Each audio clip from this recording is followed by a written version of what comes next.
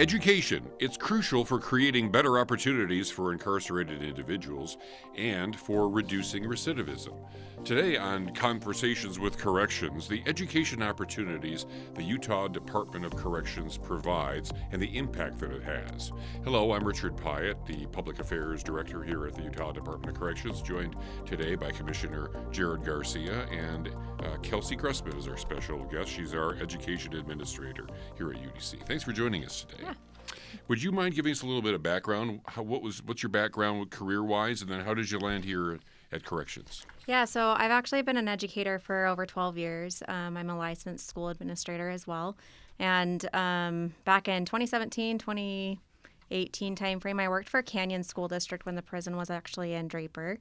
And at the time, my background and expertise was I was over all of our high schools and specialty programs, which covered the Department of Corrections. And that was more from a school district standpoint. And then after that, I got recruited to work for the State Board of Education, where I specialize in post-secondary transition and focused really on students with disabilities transitioning into independent living, employment, and just like post-secondary success. So I came to the Department of Corrections because this has kind of been my passion. I've always been fascinated by breaking the school-to-prison pipeline and also really working with incarcerated populations who have probably been impacted by that school-to-prison pipeline. And so I'm really passionate about the work and the educational opportunities for underserved populations and really advocating for people who haven't always had the background or their experience or where systems may have failed them in the past. Yeah, it's pretty obvious that there are underserved populations out there at our facilities. Commissioner Garcia, how important would you say that education is as a component of our programs and what you've observed that it does for people? Yeah, I mean, education is critical to what we do. People come into prison with varying levels of education. You know, some have achieved the highest levels, but many come in a situation where they can't even read or write. And so it's so critical for Kelsey and her team to create opportunities for people to gain the skills they need. I think assess people, first of all, and find out what they need, and then provide those education opportunities. Also important for us to partner with the right providers of education so we can help people to transform their lives. And when we talk about our mission of protecting our communities as well, we want people to truly rehabilitate. And when they leave, we want them to be able to find meaningful jobs that have meaningful wages, and they're not going to be able to do that if we don't help them with their education first. Kelsey, what kinds of programs do we have? Can you kind of go through maybe outlining what do we offer? Yeah, so as Jared mentioned, we have people who have varying degrees of experience with education. So naturally, we also have to offer varying degrees of educational opportunities within our facility. So the very base level educational opportunity that we offer are risk reduction classes. Those are available to all of our offenders, all of our populations. Risk reduction classes are really designed to help reduce criminal risk. They focus on teaching skills in areas that are identified through assessment as being concerning or things that have contributed to their criminal history. Those kind of classes, we have 7 different offerings currently that are offered by educators. And they include things like Covey's 7 Habits. We also include anger management, victim impact. We teach about communication, parenting, relationship building. All of those type of skills impact an offender's ability to rehabilitate, impact their ability to be successful with life outside of our facility. Some of those classes are mandated by the board, which requires our offenders to complete them before they're able to parole. So that's kind of like the base level that are accessible and available to all offenders based on whatever their criminological risk levels are.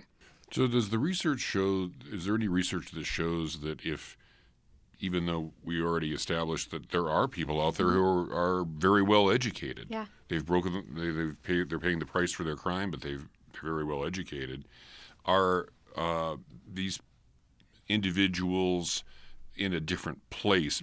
Is being in prison putting them in a different place where maybe being given this opportunity can make a difference for them regardless of what their what their past is, these education programs are important because of where they are now. Yeah, absolutely. So a couple different things. You can be educated in various ways. You can have an education that is a formalized education and still fall into criminal risk factors.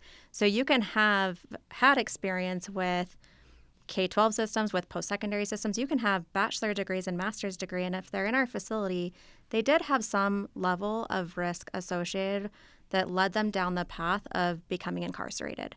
And so these risk reduction classes are the foundation of the education that we offer to specifically target anything in the past. Sometimes it's a matter of really thought processes and patterns that people have gotten into, regardless of formalized education, that still impact their success and their post-release outcomes. And so that's really the intention of the risk reduction classes, is it doesn't really have to all be rooted in formalized education. It's rooted in how do we teach skills to offenders to create a safer community upon release. Can we talk a little bit, both of you, perhaps about our partnerships with various entities, how important they are, and how they came about? Commissioner, maybe you can shed a little light on that. I know you're trying to, you're constantly working on helping these programs evolve. Yeah, and I think I'll let Kelsey talk about many of the partnerships that we have that are very successful. But I think we're constantly looking for the right partners, not only in the education space, but the treatment space, the programming space. And I think as we enhance our technology, we're actually going to be able to measure the efficacy of these partners and these programs in a much better way. But we're so lucky in Utah to have so many effective partners and people that care about the folks that are under our supervision. And we're fortunate to have Kelsey, who decided to join our team, and the many people that work with her. And I'll let her talk kind of about the partnerships and where we're headed there. Yeah, so risk reduction classes are the foundation, and those are offered by the Department of Corrections. But we also have high school programs that provide the full spectrum of high school services. They offer a diploma as well as GED services under the oversight of the Utah State Board of Education. And those are in partnership with local districts. And those local districts are based on wherever our facility resides, because each school district has an obligation to serve all students who reside within their boundaries. That includes our population. And so high school is one additional layer after risk reduction of education that we offer, which speaks to our partnerships with the Utah State Board of Education and our local school districts. In addition to high school, we also have partnerships with 6 higher education institutional partners who are overseen by the Utah Systems of Higher Education. So our partnerships are pretty vast across risk reduction, high school, and post-secondary. We offer over 20 plus different program options for our offenders that range anywhere from skill development to high school diploma graduation requirements, to post-secondary certifications, associate degrees, and bachelor degrees. This is a pretty big system, and Utah is actually leading the charge in educational offerings. It's kind of awesome to watch people participating in the graduations. Their families show up.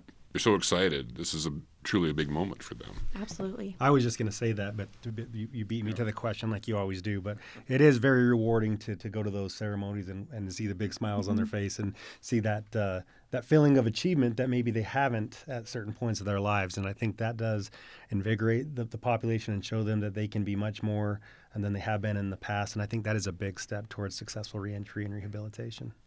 What kinds of misconceptions does the public have about offering these programs? There are other people that take this as us providing something that is giving them special benefits or something like that, or is there anything like that we ever have to deal with? I think from my perspective, I think there is a common misconception that in prison we just lock people up and throw away the key, and we are not truly trying to rehabilitate people. And I think in some states that is more challenging, but to Kelsey's point, I think we do a really great job. I think there's always room for improvement, and I think that's why it's important to bring in talented people like Kelsey that are going to evaluate our programs and evaluate our progress. But the truth of the matter is we do care about people's progression through their education, again, their treatment and their programming, because we do not want them to come back to prison we talk about this almost every time on this podcast, that 95% of our population will re-enter our communities.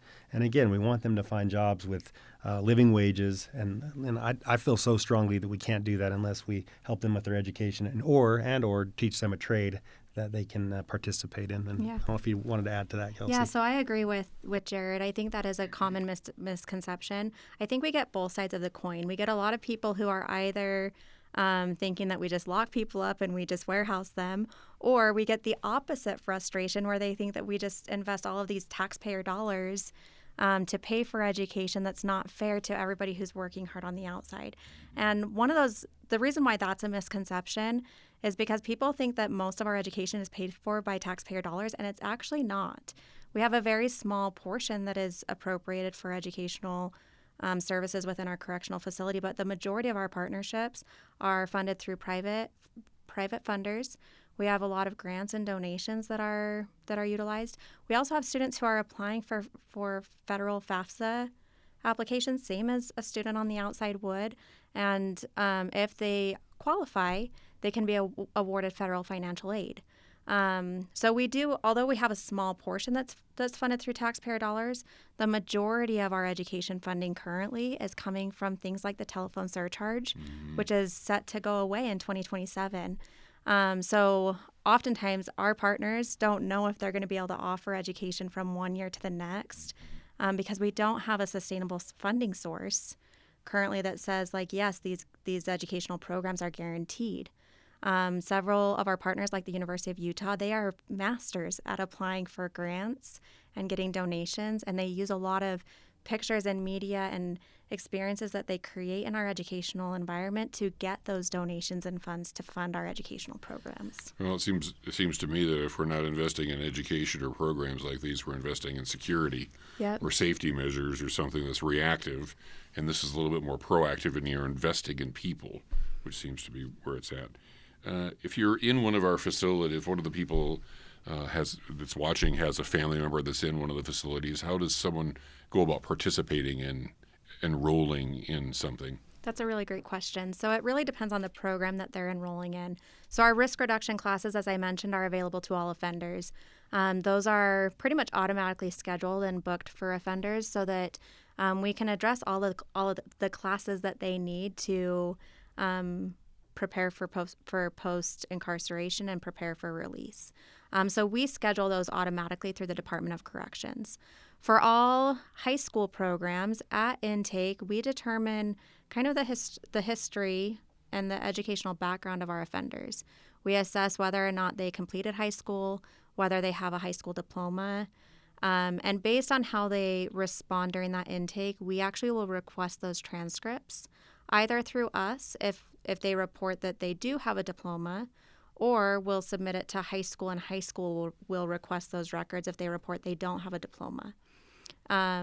So once we kind of gather that information, the high school will reach out to the offenders who don't have diplomas and start to get them prepared to enter coursework through the adult education program. For post-secondary, students have to meet certain eligibility criteria, and it really kind of depends on how they're accessing it. So some of our programs, as I mentioned, are funded through Pell Grant funding. So a student would have to apply for financial aid in order to access like some of our associate level programs like Salt Lake Community College or Snow College. Many of our technical programs can be accessed by anybody as long as they meet the prerequisite qualifications, including like a GED or high school diploma. They have to have basic academic skills similar to what would be required outside of our facility. So there's different eligibility requirements depending on the program that they're trying to get into. So Commissioner Garcia, I think accountability is important here. What are the requirements, the expectations? How important do you think those are to be part of these programs? Yeah, I mean, requirements, we're going to constantly encourage people to be successful in these environments. We can't force them to be successful, just like you can't force, your 19-year-old kid to do well in college. They kind of have to take it upon themselves. But I will say that there are basic safety expectations, right? We can't have Kelsey and her team or educators in there if people are around people that aren't going to be safe and do the right thing. So that is one big expectation. And then another thing, it kind of goes along with the misconception comment earlier, but education is not a part of like tiered privileges. It's not a privilege. It is an expectation that we provide the educational opportunities to everyone as long as we can do that in a safe way. So I think we just need to continue to educate staff and the inmates. That's what we want for them. We want them to access as many resources as possible. But this is one of those resources that we hope that every person in our care will actually try to access. Do we have a system that makes that consistent and within all the programs? We do. Kelsey? So I'm working. There's a couple things that I'd love to just like add on to what Jared said. Several of our programs have different safety considerations that have to be taken into account. So when we're working with academic programs, having classes that are just seat work classes and engaging in like really in-depth dialogue and conversations have a very different safety risk than programs that are technical programs working with heavy equipment, tools, all of that. And so we have two separate screening criteria to evaluate the safety of our facility for academic programs and our technology or our tech certification programs. One of the things that I love that our executive leadership team is really working through is how to really make education viewed as a obligation that we have to offer to students and not as a tiered incentive that we're working through. And that's something that we're constantly having conversations and dialogue around because in a correctional facility, that's a mindset shift for many people. So something that we're working through is really creating and establishing those common screening procedures so we can get the messaging consistent throughout all layers of leadership, as well as how to make education happen in a safe and secure way. In all actuality, our facility is not the same as any other normal educational classroom. So we have partners and educators coming in who want to help, they want to support students, they want to break down barriers, and there's complexities that come with that. Because as an educator, we walk into a classroom and we're used to building rapport with our students by being like, what did you do over the weekend? How did your family engage with each other over the weekend? And sometimes those same conversations in our facility can create boundary concerns and security risks that people don't understand how complex providing education in a secure environment actually is. And we oftentimes use technology and tools and resources to provide high quality instruction, where in our facility we have to manage instructional fidelity while institutional safety at the same time. And it's a very challenging, creative process that has to take a lot of brains and a lot of buy-in, not only from UDC staff, but also from educational partners, from educational teammates, from officers who are doing boots on the ground work. The whole system is huge and it's complex. And I think that's something that's not fully understood. Yeah, it's probably challenging to get everybody on the same page. For sure. What are some of the impacts of getting education, of learning a new skill, of getting that help for an issue they may be having that you've observed? Both of you, perhaps you have success stories.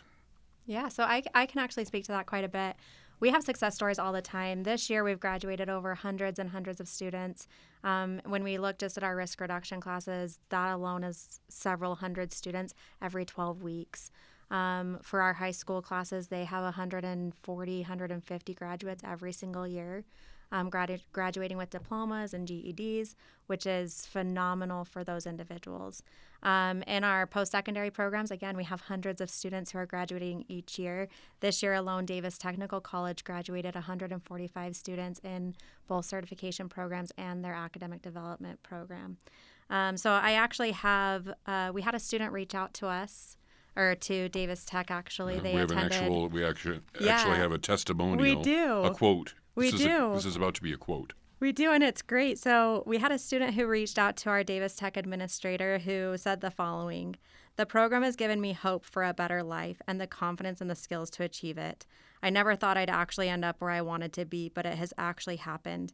I never could have done it without the opportunity to become better during the most difficult time of my life.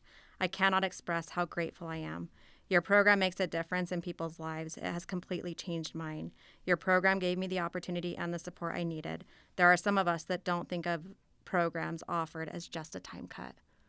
And honestly, like we get stories and testimonials like this all the time coming from our students who are like, I was not on a good path, and I never thought that I could be successful in anything.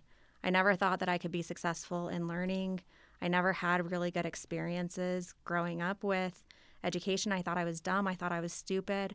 And our educational programs change that internal dialogue, not just in academics, but also in every facet of their lives. And it's powerful. Yeah. I always find it to be very cool when you're at a graduation and someone says, this is my, I'm the first person in my family that achieved a high school diploma or a college degree. And it's just it is a harsh reminder that we didn't all have the same opportunities growing up. And that's probably part of the reason some of these individuals are here is they just didn't have the right environment within their household or in their neighborhood. But that's why it's so critical that we continue to provide these opportunities at this stage of their lives. Just in the short time that I've been here, I've observed some of the people that I've talked to. I don't think many of these people had parents at all. I think they basically raised themselves. They did the best they could. They survived however they could, and it just happened to follow the law, and then here they are. And sometimes I think it's complex because we have people who have come from really good families as well. And I think that's also a misconception of our incarcerated population is we oftentimes just think of those who came from bad homes or bad backgrounds or whatever, but some of them came from really good homes and got involved with the wrong crowd, or they had the pressure of sports that got them addicted to drugs. And the reality is that none of our incarcerated population have the same story. Every single person is unique. They're all individuals, and they all have different stories to tell.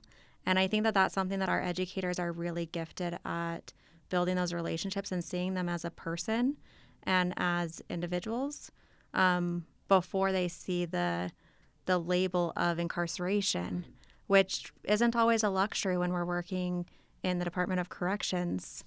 So it's a second chance. Yeah, absolutely. This is a second chance. Commissioner, what do you see as the future of these kinds of programs? Is there a way that we can make adjustments or grow, or are you constantly evaluating what you're seeing? Yeah, I mean, I think I spoke to a little bit earlier, and I probably talk about it on almost every podcast, but just how we're going to start leveraging technology to assess people and their needs is going to be critical. Connecting people to the right service provider in every aspect of our system is also, like I said, critical, and measuring the efficacy of that. And then again, speaking about technologies, we have to find better ways to incorporate the use of technology in our education as well, because when people leave prison, I think that is going to be one of the biggest things that have changed since they've entered. In many cases, is just how fast technology is changing. Artificial intelligence is becoming a part of our daily lives, and they're leaving a system where they're not even allowed to have a cell phone. And so that is going to be a challenge, but I think it's a huge opportunity for us as well. And I have no doubt that Kelsey is the person to lead us into the future. Kelsey, do you have can you talk a little bit about some of the people that are involved, some of the people that we want to acknowledge and perhaps thank a little bit? Yeah. People that you think deserve recognition? Yeah, so a couple things. Jared just mentioned technology, which is a big part of our educational programming. We use tablets, we use Neatboard technology, we use computer labs. And quite honestly, I want to actually thank Ensign College, because Ensign College is one of the institutions that we have providing post-secondary programming, and they are the first and only institution who is completely technology-based. So all of their programming is offered through tablets, and quite honestly, they've been doing this for the last year, and it's a learning curve, not just for Ensign as an institution, but also for our facility, and it requires a lot of patience, a lot of flexibility, because stepping into a technology world in a correctional environment is not something that very many people have worked through, and being able to do it safely and securely is not easy. So Ensign College has really been a good partner in trying to understand how we can better expand that technology world, and they've faced a lot of challenges, if I'm being honest. So that's one group, but I also think we need to recognize that we have 128 contracted educators working on providing these services within our facility. And I think every one of them need to be recognized because they're coming into a facility that has complexities associated with working in a secure environment. I think people think that education looks the same no matter what classroom you're in, and it doesn't. As I mentioned earlier, we have a lot of security considerations that have to be taken into account. And when we're looking at like educational materials that we can use and engagement opportunities that we can use, when we go into a classroom outside of our facility, we're used to seeing YouTube videos and polls, like doodle polls and like ways to gather data. And we use technology instructionally as educators. Coming into our facility, those restrictions create a different dynamic of complexity. But educators in our facility are not only just working on instructional fidelity, they're also coordinating and collaborating with housing, custody, legal decisions, and safety and security. All of those decisions are impacting the day-to-day work that they do. And I don't think anybody really fully comprehends how complex it is to navigate those logistics because this is the only environment where you have various layers and factors and stakeholders that are making decisions that may domino and impact your program in ways that you have no control over. Right. And it's hard. So. Okay. Any final thoughts as we wrap up our podcast on education? It's almost back to school. This is August of 2026 right now. People are talking about going back to school. Some people are already back at school. I guess it's appropriate that we talk about education. Yeah, 100%. This is just challenging work that we do. I definitely, as far as final thoughts are concerned, I want to thank Kelsey and all the team that she just mentioned, all of our staff that works on this, the volunteers. It truly is a team effort to help these individuals to gain the education and the resources that they need. We will always, we recently came off of a pretty significant staff assault, and I just want to be very clear to staff. We will always prioritize their safety first, the safety of the inmates, and then we will work on providing these opportunities. But let's not forget that education will provide safer environments. If we can keep folks busy with things that are helping them to change their lives, that will create safer facilities for us. It'll create safer environments. And in turn, we will help people to change their lives and transform their lives, which is really what we want. But I don't want to lose sight of the fact that we had a serious incident, and I want staff to know that we are going to do our very best to keep them safe while we're delivering these types of services. Great. Okay. Thank you, Commissioner. And Kelsey, thank you for joining us today. Do you mind if I add one more thing? Absolutely not. I'd love to circle back to something Jared said at the beginning. Yes, please. Most of these individuals are going to reenter our community. And something that I think we as a society take for granted is the education and the knowledge that we have and how much we use our background to be successful in life. We oftentimes don't think about how much reading impacts being able to get a driver's license or pass a driving test or apply for housing or get a job. And we don't think about how much we use math on like measuring food ingredients and like the day-to-day applications of how much we use these skills. And so the skills that our team is providing really does contribute to a safer community and a safer society, because if we can get them to where they're successful in even these basic skills, then we're increasing the likelihood of them getting employment, getting stable housing, as well as being successful living independently outside of our facility. And for me, that's a huge step in the right direction and a huge step to the mission of UDC overall. Okay. All right. Thank you both very much as we wrap up our conversation about lifelong learning for incarcerated individuals, part of UDC's mission of working together, transforming lives, and protecting communities. See you next time. This has been Conversations with Corrections from the Utah Department of Corrections. These podcasts are available on the UDC YouTube page or wherever you listen to your favorite podcasts. Suggestions for a future topic can be sent to udccommunications@utah.gov. Thank you for joining us.